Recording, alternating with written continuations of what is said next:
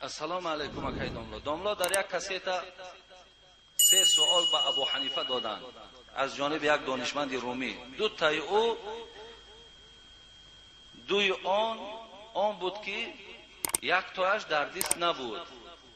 خواهش جواب گویید.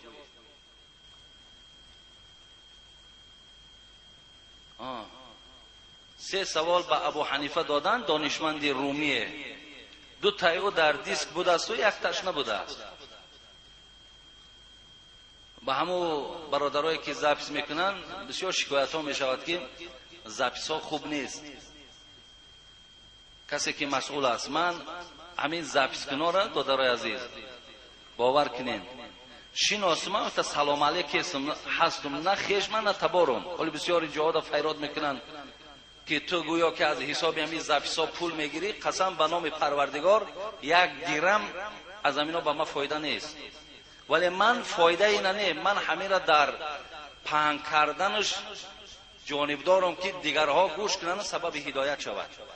ولی از این به ما حق، حالی بعضی ها میگن تو آخی مؤلفی، تو حق مؤلفی باید بگیری، یعنی باید همون چند فایزی همین درآمد اینا را تو بگیری. نه، من گذاشتم، من شکر خدا فایده هم هست، فایده ما را دیگر کسا میتید، فایده ما نزد خداست. ولی در مسئله شکایت که بسیار ناخوب میآیند، زاپسات خیره میآیند، صداهات ویران میآیند، گفته برای همین همینا را اصلاح کنید. خب 3 سوال داده بوده است دانشمند رومی به امام ابو حنیفه رحمت الله علیه. دوی او را برادر ما دریافت کرده است، یکیش نیافته است. اون 3 سوال چی بود؟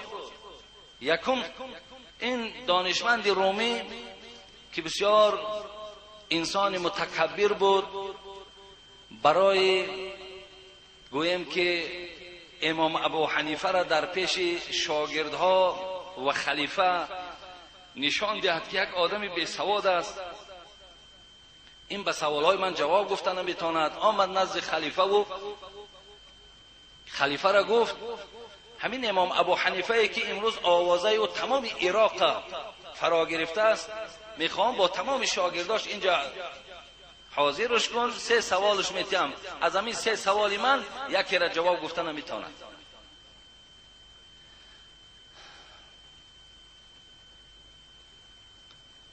بعدا خلیفه میگوید امام ابو حنیفه را گفت همین خیلی دانشمند رومی آمده است، همین خیلی تصمیم گرفتگی است، خواهش میکنم تمام شاگردهایی که داری همش قطعی دربار من ده حاضر شوید.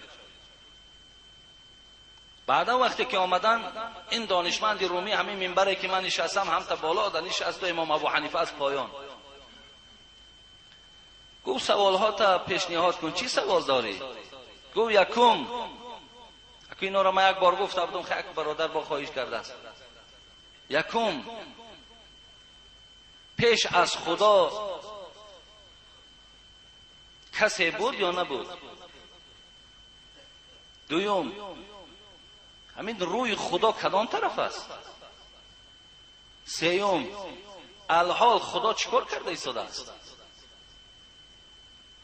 شاگردان شنیدن حیرت ماندن این چی سوال است؟ حضرت امام ابو حنیفه گفتند تمام. گفتند تمام. گفتند اکنون شما پایان شوین از منبر، اکنون من بالای منبر میبرایم، زیرا که الکی شما به من احتیاج دارین.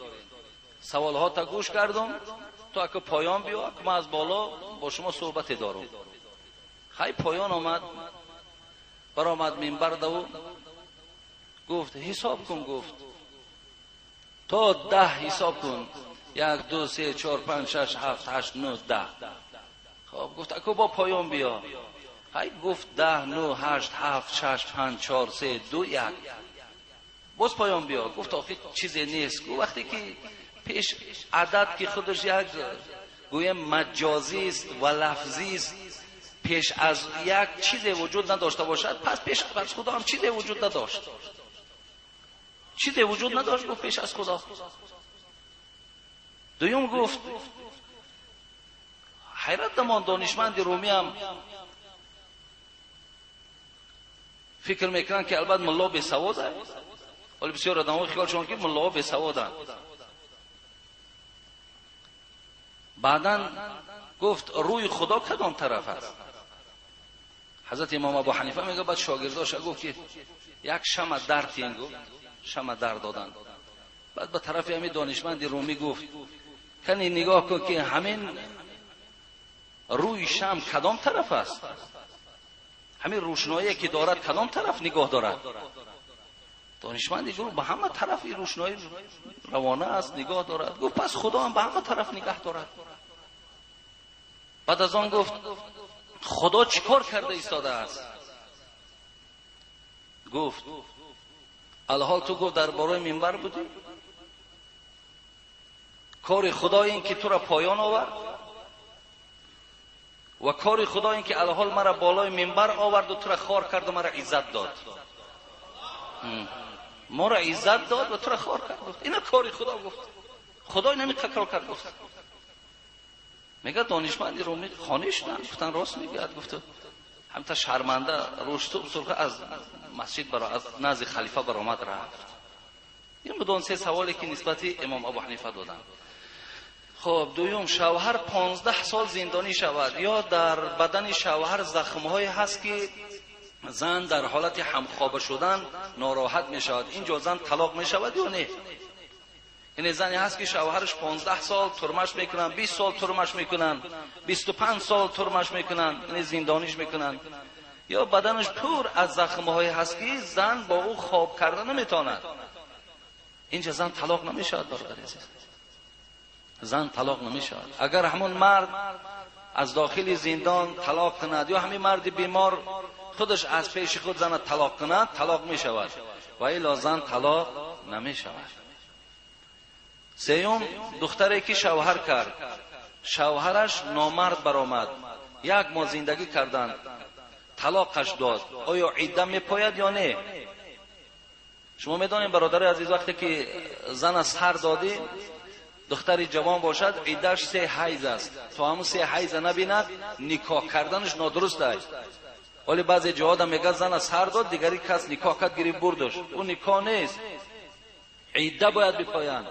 اگر عده مرده شوهر مرد 4 ماه و 10 روز، اگر به شرطی که زن دختری جوانی باشد که خون میدیدگی باشد 3 حیض، اگر کمپیر باشد 3 ماه.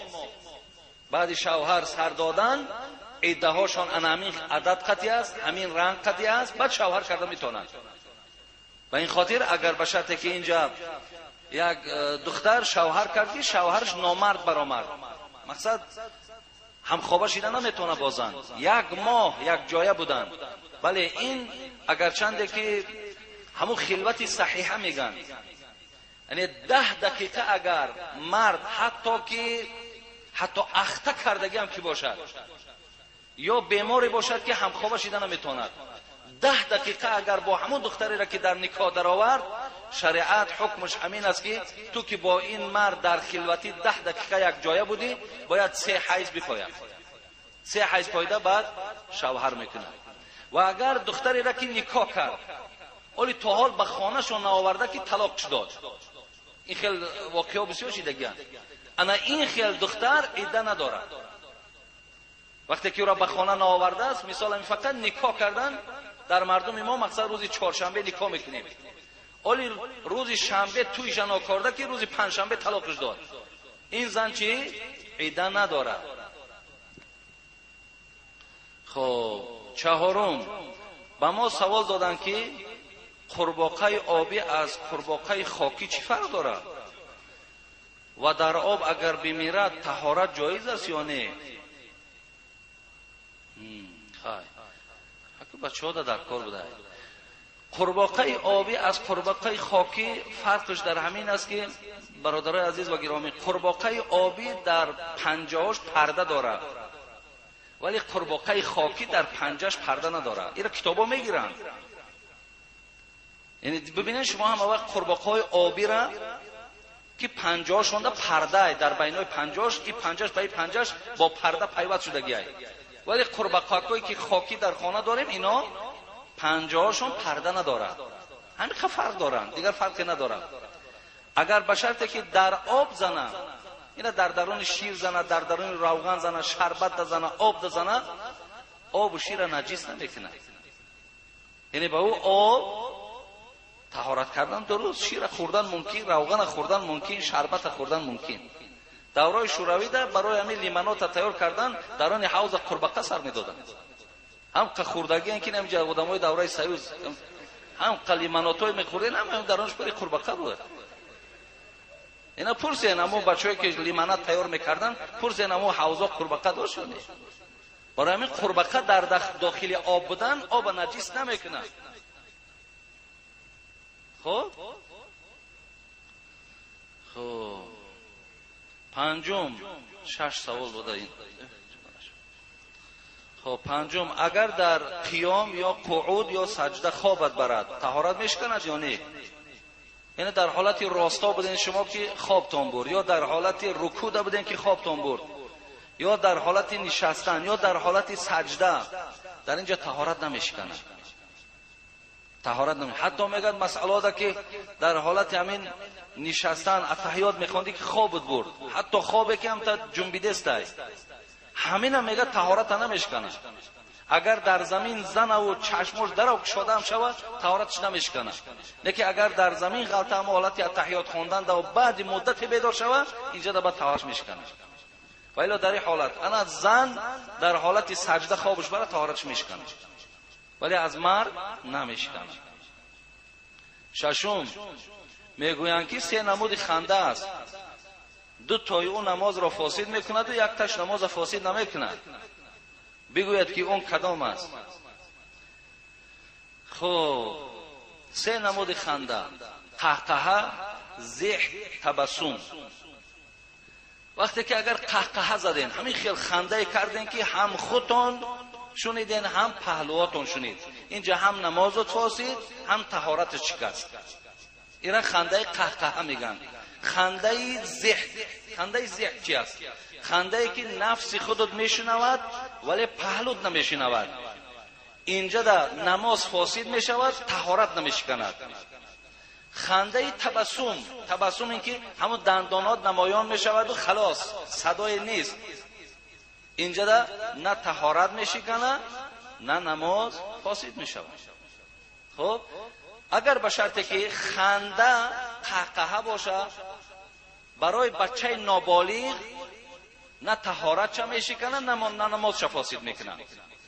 اگر شما در نماز جنازه و در سجده تلاوت هم خنده قهقه هم کردین یا خنده کردین که پهلوگیت هم شنید، نه نمازت فاسد میشه نه طهارتت میشکنه. این فقط برای نمازهایی که رکوع سجده دارند، خب برای اونهاست. برای سجده تلاوت، برای جنازه قهقه نمیشکنه، زیرا که همین قهقه در وقتی رخ داده بود که در زمان پیامبر که نماز صاحب رکوع و سجده بود. ای خدا خیرتون بده. و یک آدم دیگه میگه که کوشش کیسه که همین سوال جوابای مسجدو برداشته شود. آخی سوال جوابا را بینی قدر مهم در کار چه میبرداری را؟ تا جایی که سوال جواب زیاد کنید، تا جایی که از موضوعات سوال جواب بیشتر، تمام موضوع را گپ میزنه. سوال جواب را مسجدها بگیرید، نمیدونم با ایش چی بلا داره. خب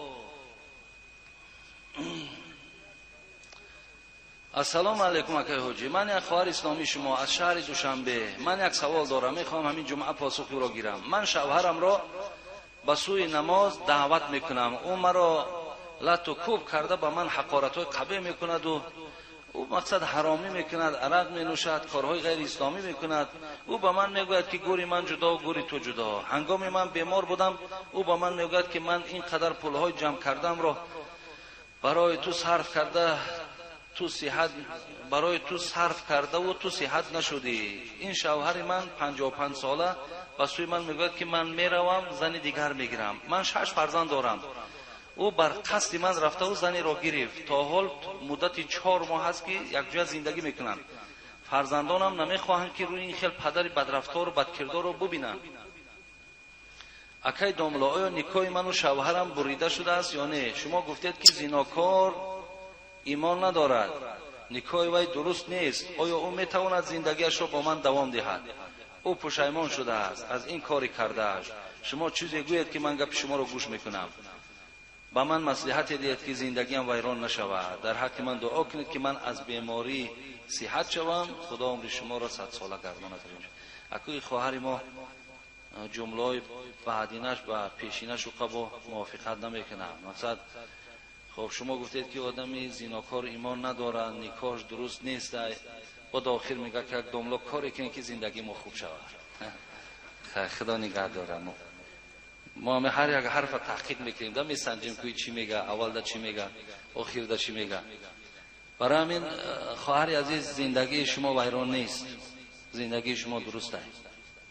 ما گاه به طریقی هم گوییم که در مردم ما چکل است آخه، تا نگوی که اگر زن طلاق میشود نمیترسد دیگر. اینا بگو زن طلاق میشود، همین خیل میترسد که زنم طلاق شده، ولی زنا میکنه، عرق مینوشه، خیانت میکنه، دروغ میگه، نمیترسد. حالا که همش گناهش برابره. برای همین مادر عزیز، شما میتوانید که زندگیتان برقرار کنین، زندگیتان دوام دین. ببینید که 4 ماه زندگی کردن با زن دیگر با پشیمان شدن. خیر که فرزنداری همین است. برای همین زندگی هاتون کنین، هیچ زلالی ندارد. سلام داملای عزیز، در شب ناخن گرفتن درست است؟ درست است دادر عزیز، یگان گناهی ندارد.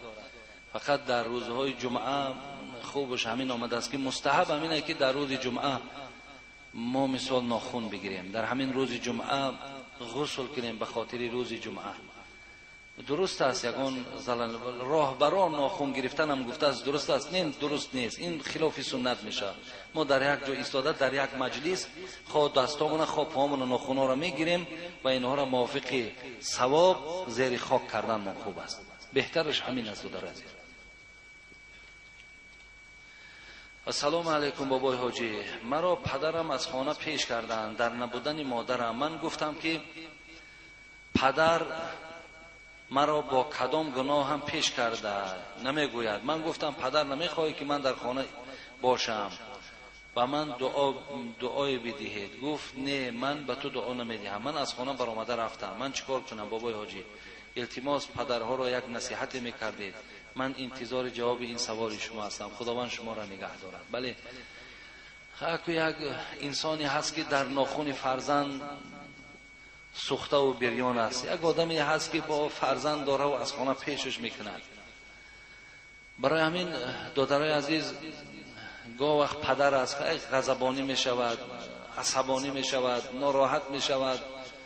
شما در برابر ناراحت شدن پدر ناراحت نشوین، در برابر عصبانی شدن پدر عصبانی نشوید. اونا عصبانی شدن شما سرخم کنید، اونها گپ زدن شما خاموش باشین. خدا خواهد انشاءالله همه کار به خوبی به آسانی راه خود چه میابند. این پدر گفت رو از خانم گم شو، مقصد غضبه، تو درو برآمده رفتن بگیری به این کار تو حل خود چه نمیابند. که گفت نه پدر، من هیچ وقت از خانه بیرون برآمدم نیستم. برای چی برام؟ مثلا فلان کنم، من اسلام میکنم خدمت پدر، من خودم اسلام میکنم. پدر چیزی که باشد کمبودی باشد، من برای کمبودی های خودم البته برای برطرف کردنش کوشش میکنم. گفته دادارا این خیلی معامله کنین. در برابر بعضی هامون ببینین پدر یک گپ زده است، صدها گپ در خب کن، تو نمیدانی چیکار داری، بس با کاری خود کنم. گفته دیگر همچنان در برابر یک گپی پدر 10 گپ میزنید. برای همین این چیزها را شما هم دادارای عزیز به نظر گیرین. اگه پدر او را دیگر ما چی نصیحتش میکنیم؟ مقصد پدر حقوق پدری داره، گاه وقت سیاست میکنه، گاه وقت دشنا میکنه، برداشت کن در کار. اولی صاحبی بچه شه، اولی صاحبی فرزند شه، شما هم همچنان بشین. فرزندا گپتون اکی نگیره، بعد این مهنت‌های قبلی کردگیتون بیاتون میایه و بعد دیگه شاید که او یک دشمن کنه تو 10 دشمن فرزند تکنی. برای من طاقت کن در دادرای عزیز، هیچ وقت در این کارا سراسیمگی را پیشه نکنید. خوب، السلام علیکم اکای حاجی، من مخلص شما هستم. سوالم چنین است، من امر معروف های شما رو با تلفن ثبت کرده میگیرم و مسجد رفته تا وقت نماز همراه نمازگزاران امر معروف را در تلفن ثبت کرده رو گوش میکنیم و سخنان شما رو با زبان ازبکی ترجمه کرده میرسونم، زیرا که اونجا همگی ازبک زبان هستند. لیکن در بینشان شخصانی هستند که امر معروف را گوش کردن رو نمیخواهند خب ما در این حالت چیکار کنیم؟ اگر امر معروف رو خاموش کنیم آیا گناهگار نمیشویم؟ التماس جواب دهید. داملا از راه دور آمدیم، یعنی از ناحیه جلال الدین رومی آمدیم. خداوند شما را قدماتون حسنات نویسد. اکو ببینین اکثریت چی میگن. یک جمعیتی هست که مثال 20 نفر 30 نفر، باید یک نفر مثلا خواهش ندارد، ما یک نفر را گوش نمیکنیم. اگر همین اکثریت بیاد که لازم نیست، در کار نیست، خب بگذار یگان کتاب بخونیم، بگذار فلان چیزی باشد و دیگر میلش اکثریت که گو ما قبول داریم. برای یک نفر یا دو نفری که خواهش ندارد نامعلوم که خواهشاتی و برای چی سبب است. برای این ما این مسئله را قطع نمی کنیم، ولی اکثریت اگر خواهش نداشته باشند اینجا در سخن اکثریت قبول کنید.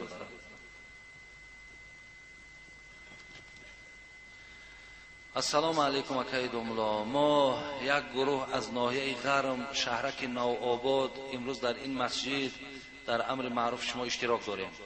از خدای مهربان خواهان او هستیم که خدا نگهبان شما باشد و ما مخلصان دائمی شما هستیم. از شما خواهش میکنیم که در حق ما هم دعای نیکی خود را دریغ ندارید. با احترام کلان اکای فیض الله و اکای اهل الدین. خداوند شما را عمر دراز و تن صحت و ایمان کامل نصیب روزی گرداند و خدا قدماتان در حسنات و با صحت و سلامت خدا و خاندانتان رساند. آمین یا رب العالمین. خب اولا سلام به خدای و رسولش و درود به پایان به پیامبر آخر زمان و بعداً به واعظ پرهیزکار داملا حاجی میرزا. من جمشید الچیبک یک مخلص اشدی شما از ناحیه قلعه خم درواز به نزد شما آمدم به خاطر بعضی سوالهای مشکل. سوال همین که اگر زنی را با تلفن طلاق دهد یا به مکتوب یا به دست کسی روان کند آیا طلاق می شود یا نه؟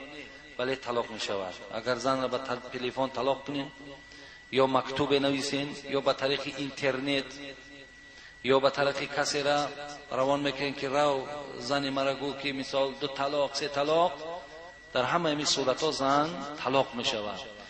لیکن اگر به طریق اینترنت یا تلفن یا مکتوب اگر نکاح کنین نکاح نمی شود ولی طلاقتون واقع می شود.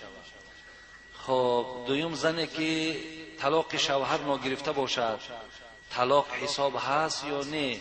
حساب نمی شود. تا زن طلاق از شوهر نگیرد زن طلاق نمی شود مگر حاضر 4 سال اگر زن گوییم که نفقش نرسانیم، تأمینات خانوادگی و خبرگیری از حال زن نباشد، این حالت زنها حقوق دارند که رفته از مرکز اسلامی حکم یک طلاق میگیرن به طلاق دادن شوهر به اجازت شوهر به خاطر 4 سال سراغ نکردن زن. این حالت از زن ندارد. خب خوشدامن من دختر خود را گرفته در نبودن شوهر به رازگی من دخترش را برده است. میگوید که وقتی که دختر مالش را آوردن یعنی لباسش را کرپچه هایش را این طلاق می شود. حالا که من طلاق نگفتم آیا این صحیح است یا صحیح نیست؟ نه دادری عزیز، هیچ وقت این صحیح نیست. اگر زن کرپه و کرپچه و چیزی که از همون حالت نکاح آورده بود به خانه شوهر همش گرفته اگر به خانه شون هم که برد بردن زن از مال و اسباب انجام طلاق واقع نمیشه. طلاق چیزی است که صراحتاً از زبان شوهر اگر نبراید تا زن اگر تا زن شوهر در همین گوییم که با زبانش چی زن حاضر باشد چی نباشد، حتی شوهر خودش تنها هم که باشد تنها هم باشد کسی نباشد یعنی هیچ شاهد نیست، اگر در تنهایی هم که اگر زن شد طلاق کند زن طلاق می شود. ولی بسیار آدم ها میگن که آخر زنک نشونید یا شاهد ها نبود. نه، شاهد برای نکاح ضرور است، برای طلاق کردن شاهد شرط نیست. در تنهایی هم که اگر زن طلاق کند طلاق واقع می شود. و آخر دعوانا ان الحمد لله رب العالمین. خدای مهربان این جمعه را از این جمعات ما و از جمع آمد تمام مسلمان هایی که در روی دنیا امروز جمع آمدند خدایا قبول بگردان. خدایا در دل هامان هوس ها داریم، آرزوها داریم، مقصودهایی داریم.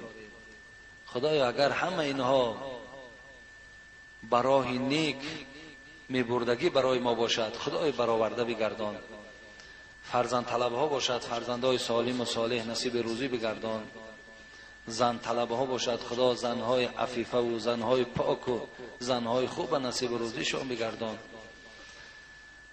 و برادرانی که چه از راه های نزدیک و چه از راه های دور به مسجد آمدند خدایا در هر قدم ایشان گناهاشان مغفرت بگردان و در هر قدم ایشان به نام ایشان حسنات بنویس. ربنا لا تزغ قلوبنا بعد اذ هديتنا وهب لنا من لدنك رحمه انك انت الوهاب آمین یا رب العالمین. اینجا یک سوال عجیبی دیگه مرا در بیرون یک برادر داد. خودشم از راه دور آمده است، از ریگر آمده است. گفتن همین را جواب نمیگوید املا. گفتن که در قبر وقتی منکر و نکیر آدم بیریش همه پرسیده اند. آدم بیریش میگذشته است اکنون سوالی همون داده بعد از دنیا میگذرد ریش ندارد. وقتی منکر و نکیر میپرسیده است که و من نبیوک پیامبر تو کیست؟ بعد این مرد بیریش میگفته است که پیامبر من محمد صلی الله علیه و سلم است. بعد منکر و نکیر میگفته است تو دروغ میگویی آخه پیامبر ریش داشت تو ریش نداری کو؟ این خیلی میگفته است. آیا همین حقیقت داره یا نه؟ برادری عزیز اگر هم تا گویم حدیث نباشد هم ولی معنا درست است. معنا درست است. یعنی ما بعضی ها را وقتی میبینیم سین سالشون به جای رسیده است میگویم که برادر عزیز ریش ما که با زیباگی دوچند میشود سنت به جا می آید. خب مثال در جواب میگوید که خیلی مردم ما یا همین طبیعتی شوخی دارن در او حواله میکنن خیلی مقصد حالی بد میمونیم یا خیلی کو بینیم حالی مامد چی میگه ینگت چی میگه خیلی بچه ها نمیمونن فلان نمیمونن گفته هر خیل چیزها را بیان کردن میگیریم ولی فراموش نکنیم که این سنت پیامبر است. سنت پیامبر است. بعضی ها میگن که مقصد همین ریش هم میمونید داملو چی میشه خیلی یک وایمه همین تا روی آدم وایمه این گپ ها را گفتنده را که تحقیر سنت است. ما وقتی گوییم که اگر در چهره آدم بریش وایمه پیدا میشد وایمه حیبت در نظر داشته باشیم باید آدم مسلمان حیبت داشته باشد. خب یک حسابی همین سیاستی در چهرهش باشد این زلالی ندارد. ولی اگر شکل بدروگی را در نظر داشته باشیم توبه کردن در کار که پیامبرمون هم صاحب ریش بودند. اگر ما همچنان تحقیر که مثال انسان شکلش بدرو میکند خب زن مرا ناراحت میکند یقین دان که این حواله به سوی پیامبر میشود که ولی زن تو اگر ولی از زن دارید 500 زن بگیری ناخونی عایشه نمیشود یا ناخونی گویم که حفصه دختر حضرت عمر نمیشوند. ولی اونها در کنار پیامبر خدا بودند با ریشهای پیامبر هر یک تار ریشهای پیامبر اونها دستمال میکردند اونها گویم مالیش میدادند. برای همین ماها این خیل بها نتیمو بلکه همین نداری گفتی همو شاعر میگفت در دلت ذوقی نداری سینه جنبانی چی سود. زین خاطر همو ذوق نداری شوق نداری یگان تک همین قبی گو که انشاءالله میگذارم انشاءالله میگذارم بذارم در درون چی نیتی که داری همرا به زبان نیار که با باعث گناهکاریت میشه.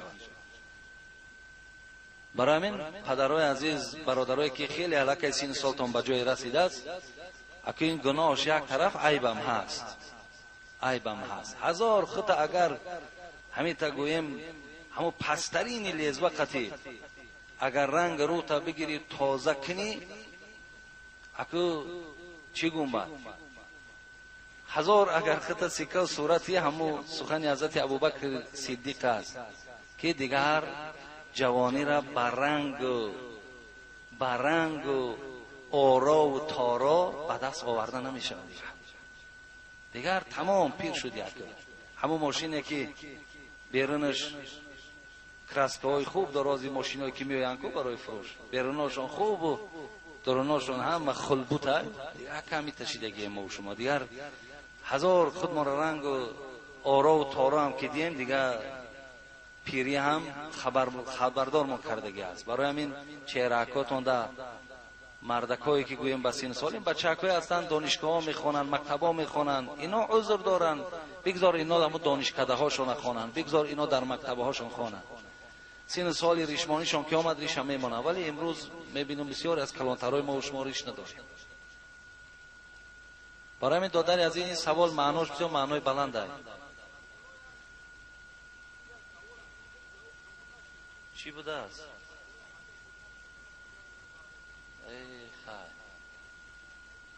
بله انشاءالله اینا میخونیم. یک سوال داده بود کدام شخصی از کسی شنیده است که گویا که حضرت عمر رضی الله عنه در شکم فاطمه که در حالت حامله دار بود، در شکمش همون بچه محسنش بود، همون را گویا که به شته زده باشد و محسن در داخل شکم فاطمه ویران شده و مردگی به دنیا آمده باشد. خیلی تهمت های، البته تهمت های، ایره کسی باور میکنه خودش عاصی و گناهگار و دوزخی های. ایره هیچ وقت ما و شما باید حقی باور کردن نداریم. این تهمتی هست در گردن حضرت ابوبکر بستن. ولی من خدا خواه با سندهاش، با دلیل هایی که چگونه باید تهمت کردن، کدام کتاب ها باز، کدام عالم های ما برای حقیقت این مسئله را در کتاب های خدا آوردن، با برای شما خدا خواه خبر شمیتیم. اکنون من سوال جواب ها دوره جواب میگم، برای مخصوص ما جواب گفتن نمیتونیم. شما یک حدیث فراموش نکنین که وقتی که حضرت عمر حج می رفتن، نزد پیامبر آمدن، گفتن پیامبر گرامی من حج می روم. رسول اکرم صلی الله علیه و سلم به همین عمری که تهمتش میکنن که گویا در شکم فاطمه محبوب ترین دختر پیامبر خدا به شته زده باشد، حالان که در زیر پای حضرت عمر مورچه آزار نمیافت، همین حضرت عمر وقتی گفت من حج میروم پیامبر گرامی، رسول اکرم به همین عمر چی گفت؟ یا عمر لا تنسنا فی دعائک، وقتی حج رفتی در حق من محمد دعا کن. برادر عزیز، در حق من دعا کن. از عمر پیامبر گرامی دعا میخواهد، در حقم دعا کن. نخواه که عمری را که پیامبر گویا که در حق من دعا کن، با علم معجزه خود نفهمید که این 1 سال پس یا 10 سال پس دختری مرد در شکمش به شته میزند و در همون زمان میگفتش که مثال از همین کار دست بکش. همه اینا تهمت هم برادر عزیز. اینقدر عمر پیامبر گرامی دوست می داشتند، اینقدر احترامی زیاد نسبت عمر داشتند. در همین خلافتی که در بین همین 4 یار پیامبر گذشت، از همه در خدمت بیشتر، اگرچند ما عقیده اهل سنت و الجماعه بر اینیم که اول ابوبکر است، بعد عمر است، بعد عثمان است، بعد علی است رضی الله تعالی عنهم، ما به همین عقیده ایم. ولی از همه در خدمت بیشترین در دوره خلافت 10.5 سال عمر در خلافت گویم نشسته بود، خدمت بیشتر عمر کرده بود رضی الله عنه. اینقدر دولت ها را گویم که همه را در زیر تصرف گرفت، روم شکست داد، 2 تا امپراتوری بزرگ سرنگون کرد، یکی امپراتوری روم، یکی امپراتوری فارسا، ایران شکست داد. این خدمت های حضرت عمر کرده است به نام پروردگار. اگر حضرت علی چی گفته بود؟ حضرت علی در برابر حضرت عمر گفته بود که عمر تمام خدمت های تو را، تمام اون مقصد تمام اون خدمت هایی که من کردم، حضرت علی که داماد پیامبر بود، اینقدر خدمت هایی که برای دین کردن، برای پیشرفت دین کردند. گفتند من تمام خدمت‌های خودم را به همان خدمتی که شما در پیامبر گرامی کردین، شما پشتیبانی از پیامبر گرامی کردین در یکی از جنگ ها، از یادم رفت نامی جنگ که در همون جنگ حضرت عمر بسیار دفاع زیاد از پیامبر کرده است. حضرت علی گفت آیا عوض میکنی همون ثواب دفاعی که در محاربه پیامبر کردی با تمام ثواب چند ساله که من کردم؟ ببین چقدر مرتبه حضرت عمر، خدمت‌های حضرت عمر بیش بود، ولی اكو دشمنای دین ایسا در حق ایشان تهمت را، ولی ما باید هوشیار باشیم، زیرک باشیم، در این مسائل فریفته نشیم. خدا عزیز یکی احتیاط کنین. چهاریار از پدر و مادرتون دوست داره. خب یک مادر از دهه پوشیان حج می رود، گفتن دعا کنید، یک قالین آورده بوده. حاجی مظفر بیمار است، در حق کسانی که در صندوق خیریه دعا کنید. و یک جنازه دیگر هم اینجا در حاضر بوده است. خدای مهربان اون مادری که حج می روند حجشان قبول بگردانی و با صحت و سلامت به وطنشان برگردانی. برادر ما اکی مظفر خدای مهربان شفای کامل و شفای عاجل نصیب بگردانی. اون برادرانی که در صندوق خیریه خیر احسان کردند خیر احسان هاشون قبول بگردانی. و این کسی گذشته را خدا رحمت و مغفرت و همه کردارهای نیکی که در حال حیات کردند خدایا قبول بگردانی.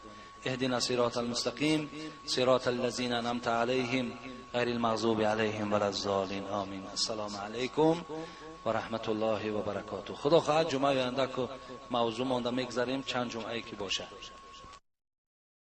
برادران همه خواهش داریم که در شبکه دیومی ما ابونه شوید. سلک کانال ما در تای همین ویدیو می شود. اگر که همین شبکه را محکم کنن ما شبکه دیگری میگذاریم. برای همو حتما بدروین در او شبکه ابونه شوید و رولیکوی نو انتظار شوید.